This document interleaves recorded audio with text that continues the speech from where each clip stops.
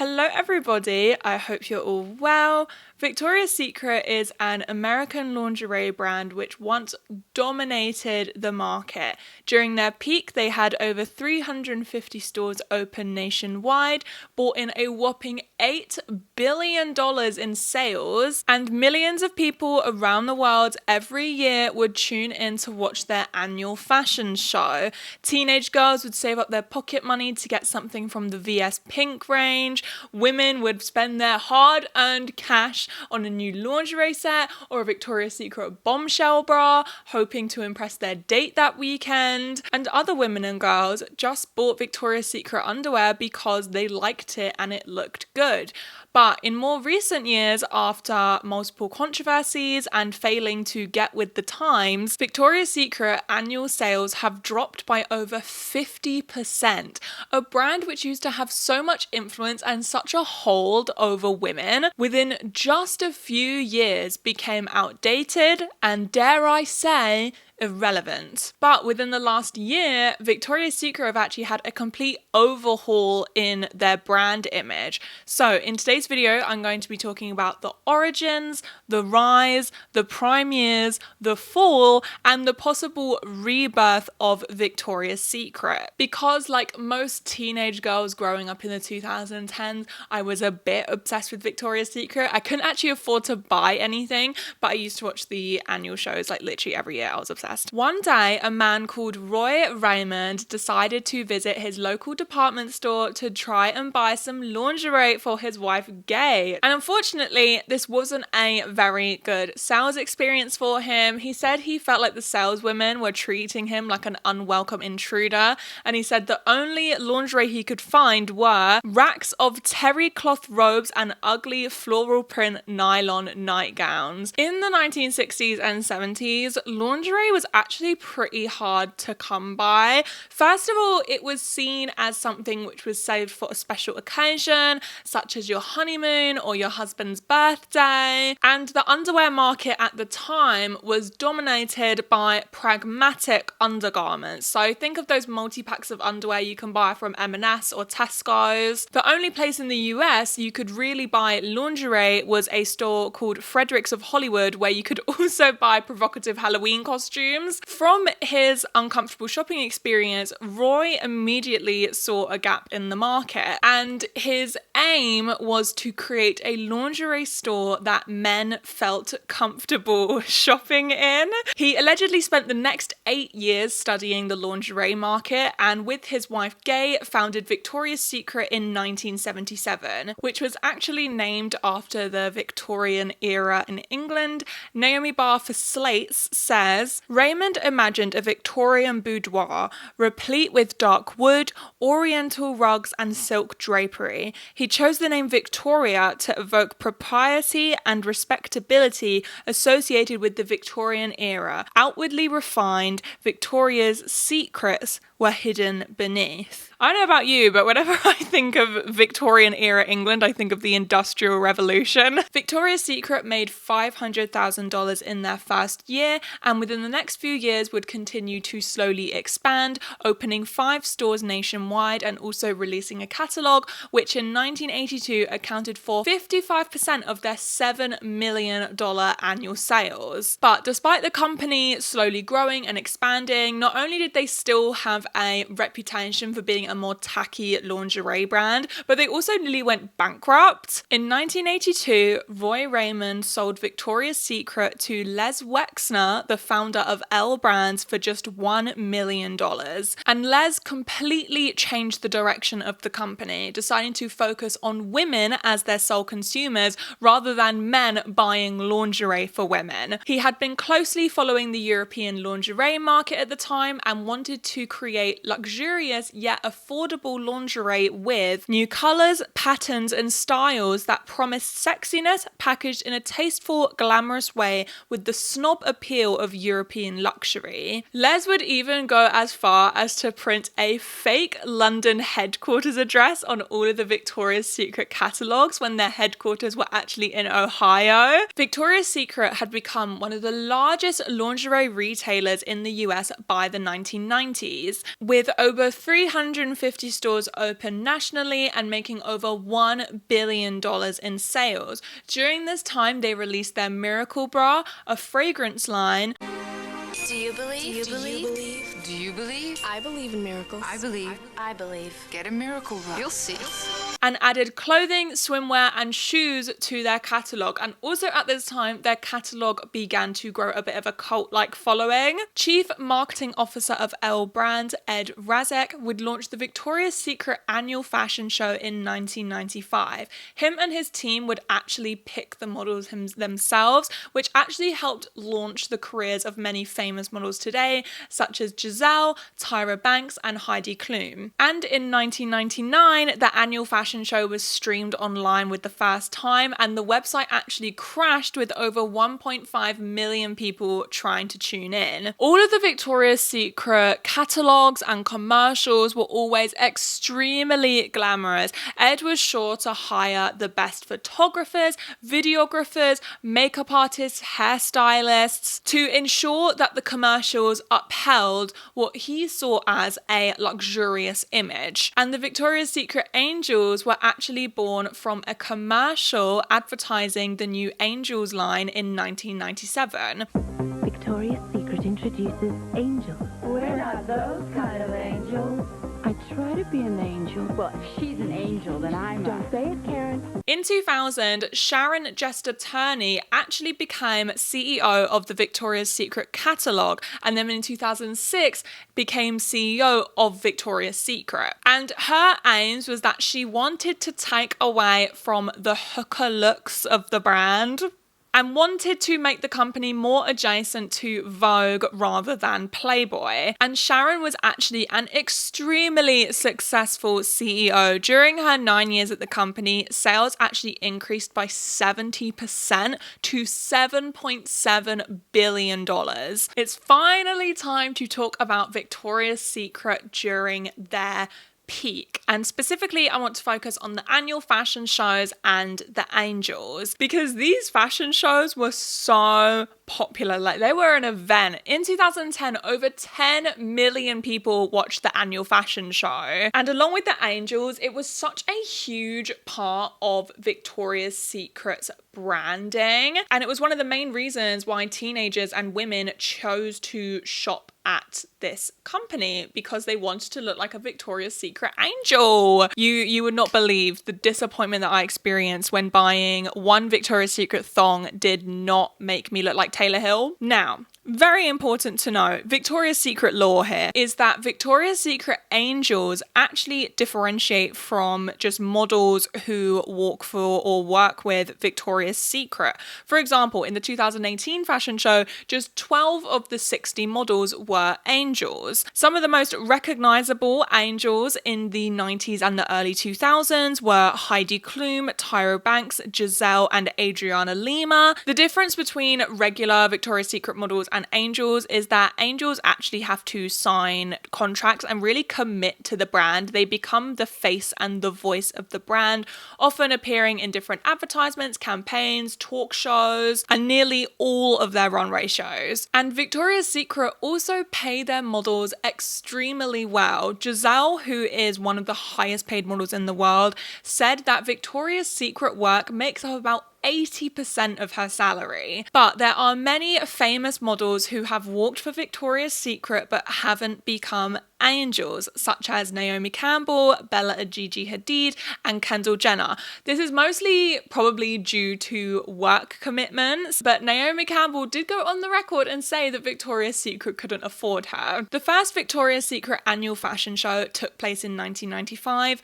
Wings didn't appear in the show until 1997, and in 1999, the show was no longer just about lingerie. Underwear was just a very small element of these shows. These shows became entire productions with more and more money being funneled into them every single year. In 2000, Giselle walked the runway in a 50 $15 million diamond and ruby encrusted fantasy bra. And as the years went on, the lingerie and wings would only become more and more elaborate. In 2011, VS Angel Alessandra Ambrosio wore a pair of wings which weighed 60 pounds. Heidi Klum wore a pair of wings which were double her height. Some of the wings weren't even wings, like this giant bow, or this is my favorite, these super cute bubble wings. I actually want them for myself. These floral parachutes. Before we talk about the show's slip in ratings and eventual cancellation, let's talk about why people love the Victoria's Secret annual fashion shows in the first place. First of all, especially during the 90s and the early 2000s, the lingerie featured in these shows was absolutely amazing. Like the craftsmanship, just the models in general looked absolutely breathtaking. Like I just can't get over how beautiful the wings look. Like it literally, I just can't take my eyes off of them. Victoria's Secret was a lingerie brand that was in the right place at the right time. In the early 2000s, there was just a big push for spending money and buying things, especially because not only was it before the 2008 recession, but also Americans became bigger consumers after 9/11, which I've spoken about more in detail in this video. The general trends of the early 2000s were quite maximalist. Everyone was playing with more color, embellishments, diamantes, and people were willing to fork out a lot of money to buy the same branded clothing that their favorite celebrities were wearing, such as Juicy Couture, Von Dutch, Ed Hardy. People were just more willing to spend money on material goods in the early 2000s. And not only this, but the second sexual revolution definitely came about in the early 2000s. There was an increase in hookup culture, even though I hate that word. And celebrities like Paris Hilton and Kim Kardashian used their leaked sex tapes to further their careers in the entertainment and fashion industry. And Victoria's Secret was one of the very few, if not the only brand that was providing luxurious but affordable lingerie. It's hard to believe that a brand as successful as Victoria's Secret, which once had such a hold over women, which in the 2000s made over $7 billion, by the late 2010s would fade into irrelevancy. And there are a multitude of not only business decisions, but also controversies and scandals which led them to their fate. So let's talk about it. A common criticism made about Victoria's Secret is that they're failing to get with the times, they aren't adapting to the market, and they're just refusing to grow with their consumers. And firstly, this is I'm starting out with the petty reasons. Maybe this is just me. I want to know what you guys think, but their lingerie just got uglier, especially when you compare it to the lingerie that they had in the 90s and the early 2000s. Like they had the most gorgeous pieces in these shows, and then when you compare it to this show and these floral abominations, this is just one small example of Victoria's Secret failing to adapt to the market. But let's actually talk about the general rise of the body positivity movement in the 2010s. By the mid 2010s, I think people were beginning to recognize 2000s diet culture for what it was. I'm sure most of you guys know what 2000s diet culture is, but in the early 2000s, fat phobia was prevalent in any and every type of media. Any woman bigger than a UK size 8 was considered fat, and I don't use the term fat negatively, but in the 2000s the term fat was used very negatively. And if you take a look at the Victoria's Secret catalogue or any of their annual fashion shows, the models, all of the models are extremely slim. Like there is not a piece of cellulite or a fat roll in sight. And there is a reason for this. Victoria's Secret models have some of the most rigorous workout and diet plans in the world. Reportedly, Victoria's Secret models work out twice a day and will not eat any solid food for days before the show. And the models' diet and workout plans were actually public knowledge for years, but I think that the glitz and glamour of the show kind of concealed this darker side to it, and especially in the 2010s came an increased awareness of mental health and eating disorders. So now these models were no longer seen as beautiful and resilient women that worked hard for their jobs. Now they were seen as not only victims but representatives of 2000s diet culture and eating disorders. And whilst we're on the topic of 2000s diet culture and body positivity, Victoria's Secret was very much a brand which really dug their heels in about inclusivity. A lot of their models are white. The 2015 annual fashion show was the first ever show to feature a black model with her natural hair. None of their models seemed to be bigger than a UK size 6. And in 2018, Barbara Palvin was announced as the next angel, and people cheered for joy because she was seen as an angel with a more realistic body. Ed Razek would continually refuse to put plus size models in the annual fashion shows, and when he was asked about putting transgender models in the annual fashion shows, he said the show wouldn't feature transsexuals because the show is a fantasy. It's a 42-minute entertainment special. That's what it is. After these comments, Ed Razek apologized and CEO Jan Singer stepped down. With the body positivity movement in the 2010s came an increase of inclusive lingerie brands such as Aerie, Third Love, and Lively, who actually started taking Victoria's Secret market share because they were refusing to budge. And let me tell you guys, Savage X Fenty rocked Victoria's Secret's shit. Although I haven't heard much about Savage X Fenty recently, their 2020 annual fashion show, to be specific, was a huge success. And not only was this down to very beautiful and creative lingerie, but also it was to do with the fact that they had such a diverse range of models. Diverse in race, size, age, gender. And on top of the body positivity movement, in the 2010s, came third wave feminism, where people, especially women, began to ask themselves, who are these shows actually made for? Because for a very long time, the annual fashion shows were painted as very empowering because as women, we have the freedom to go around and wear lingerie and look sexy. The VS models were being paid millions,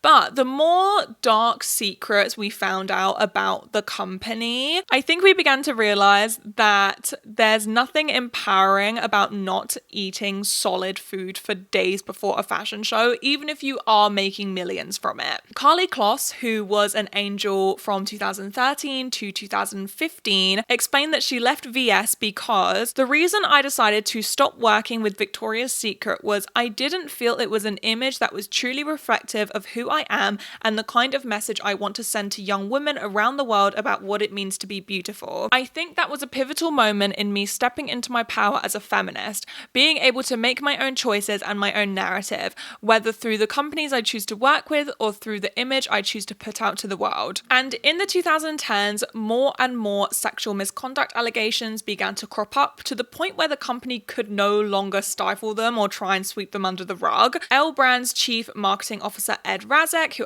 as I explained earlier, created the annual fashion shows and him and his team would handpick the models themselves, it was revealed that he had been subject to multiple complaints of sexual misconduct. He had tried to kiss models, asked models to sit on his lap during castings, made inappropriate comments about Bella Hadid's breasts, and grabbed a model's crotch before the 2018 annual fashion show. I had my plate that I had just eaten off of, and I went up to get more. And Ed stopped me. He stepped in front of me, berating me like, are you really gonna go eat more bread? Do you think you need to eat more bread? Do you think you should eat more bread? And he started talking to the models about me and saying like, look at her, do you think she should eat more food? And then he turned to me and he said, I don't know how you wake up in the morning and look in the mirror and you're okay with that. Victoria's Secret model Andy Muse was actually invited to dinner with Ed Razek, and she was under the impression that it was work related, that it would help build their professional relationship. And when they were in the car, he actually tried to kiss her, which she turned down. And after this, she was no longer hired by Victoria's Secret. Famous fashion photographer Russell James would often shoot for Victoria's Secret, and after the shoots, he would ask the models to pose nude for him. Now, none of the models said that they ever felt coerced, but the nude modeling was not in their Victoria's Secret contract, therefore it was unpaid. And Russell James would proceed to release a $1,800 copybook featuring these photos. And although all of the models gave their permission for these photos to be in this copybook, but there was one instance where one of these nude photographs was displayed in a Victoria's Secret store in Las Vegas without the model's permission, and was taken down after her agent raised a complaint. 22-year-old model Alison Nix was actually invited to a charity event hosted on Richard Branson's private island. If you don't know who Richard Branson is, he's the founder of Virgin, and Alison's agent told her that allegedly, just realised I didn't say allegedly and I don't want to be sued, so this is all alleged. If she wanted to go, it was all expenses paid for, she would be expected to pose nude. Russell James's lawyer strongly denies this and says that James agreed to shoot nude photos at Necker Island at the request of the models and their agents as a favour and professional courtesy. The models at the event were provided with alcohol and were expected to mingle with the men. In the words of Alison Nix, we were shipped out there and all of these rich men were flirting with us. Alison said she thought to herself, are we here as high-end prostitutes or for charity? During Victoria's Secret's rebrand, which I'm going to be discussing in just a moment, it actually came out that the founder of L Brands, Les Wexner, the billionaire who bought Victoria's Secret back in the 80s, actually had ties to Jeffrey Epstein. And this wasn't just like a small tie because they're both billionaires, they just happened to cross paths a few times. Victoria's Secret billionaire Leslie Wexner is under new scrutiny over his relationship with wealthy sex offender Jeffrey Epstein. In a series of interviews with the Washington Post, accuser Maria Farmer says she blames Wexner for Epstein's alleged assault from 1996. Farmer says that she was molested by Epstein and his associate, Ghislaine Maxwell. She says that the assault happened on Wexler's property at the hands of his employees. Jeffrey Epstein was actually Les Wexner's financial manager for nearly 30 years and would pose as a Victoria's Secret recruiter in order to sexually assault multiple women. With only 3 million people tuning in to the annual fashion show in 2018, and by the late 2010s, sales dropped over 50%. I think Victoria's Secret realized that they needed to get their arse into gear and change some things. On the same day that it was announced that Ed Razek would finally be departing from the company, it was announced that Victoria's Secret had hired their first ever transgender model. Victoria's Secret is breaking boundaries by hiring its first openly transgender model, Brazilian Valentina Sampaio. The 22-year-old model has been teasing the announcement by posting some behind-the-scenes content on Instagram from a Victoria's Secret pink campaign. And just a month later, Victoria's Secret hired their first ever plus-size model, Ali Tate Cutler. And these were just the first small steps in the company's rebrand. In 2021, after Les Wexner officially stepped down from the brand, Victoria's Secret finally got their rebrand going. Instead of having the Victoria's Secret Angels, the company decided to start the VS Collective, a new initiative which would feature a range of inspiring body positive role models such as Naomi Osaka, Paloma El Cesar, Priyanka Chopra, and Adut Akech. Victoria's Secret began to display plus-size mannequins in their stores, launched their own podcast called VS Voices, and they partnered with female-focused non-profit to create a leadership development program for its female associates. and set up a global fund for women's cancer programs to help accelerate cancer research. Victoria's Secret also expanded their line of products, finally releasing mastectomy bras and maternity/nursing bras. A VS spokesperson told Teen Vogue that they were moving past telling their customers what's sexy and how to look, and instead want to support customers throughout every phase of their life. And this rebrand is actually down to Victoria's Secret new board of 7 directors, 6 of whom are women, compared to in the 2000s and 2010s, where a whopping 9 of 11 board directors were men. Victoria's Secret Lingerie's Chief Design Officer, Jani Schaefer, says, "At Victoria's Secret, we are passionate about our commitment to advocate for all women and inspire them in what we do. We are dedicated to listening to their needs, supporting them on their journey, and championing their voices." And before we get into critiques of the rebrand, it's actually important to note that the rebrand is actually working. In the second half of 2020, VS reported boosted online sales and a higher valuation of $3 billion, and in 2021 reported a 25% increase in sales to $6.78 billion. The rebrand has definitely been met with some criticism, some as little as just over a month ago, when Victoria's Secret released an ad campaign about how they are changing as a brand, featuring some of their models from the VS Collective.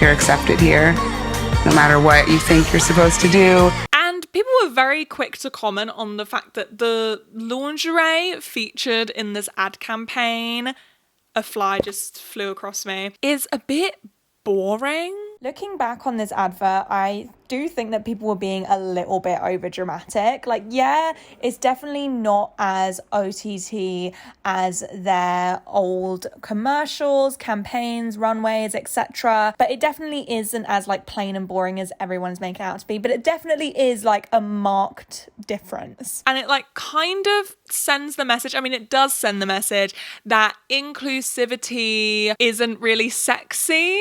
Like, for years and years and years, Victoria's Secret have decked their models out in the sexiest, most glamorous lingerie, and then as soon as they get inclusive, suddenly they're like, oh, nope, sorry guys, you've all got to wear plain black and nude sets. There's nothing I can do, my hands are tied. It does kind of send the message that inclusivity can't be sexy or glamorous, which obviously isn't true. There were also people arguing to bring back the old Victoria's Secret aesthetic of lace and wings. But there are actually people who disagree with this, such as Vanessa Friedman for the New York Times says, bringing those outfits back in an inclusive way is just advocating for equal opportunity objectification, and there's nothing glamorous about that. And honestly, I can understand both sides, especially when you think about the past aesthetic in the context of who was running the company and who the lingerie was actually made for.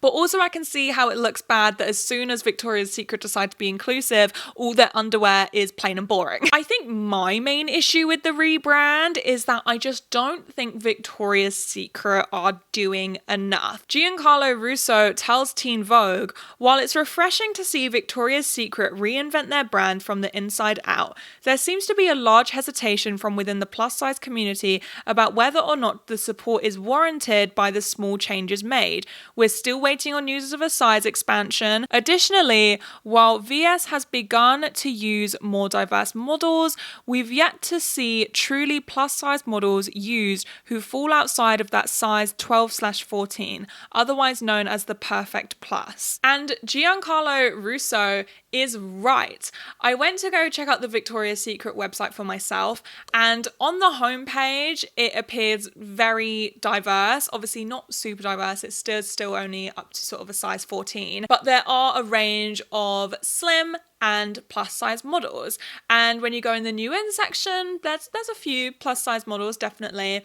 But when you go in the bras section, panties, sleep, lingerie, there are barely any plus size models to be seen. And this is kind of understandable because the Victoria's Secret website has been up and running for, I'm pretty sure, nearly 20 years. So it would take a lot of time and money to do reshoots, but also I think that you can't paint yourself as an inclusive brand without putting in the time and the effort to do reshoots, especially because Victoria's Secret sizes only range between an extra small to an extra large. To me, it seems like Victoria's Secret want to reap all of the benefits of being an inclusive brand without actually putting in the legwork. And it begs the question, would they have made these changes if they weren't losing money? And the thing is, we're never going to know. There definitely is a performative aspect to Victoria's Secret's rebrand. This was a brand which was so hell-bent on their lingerie only being for one type of customer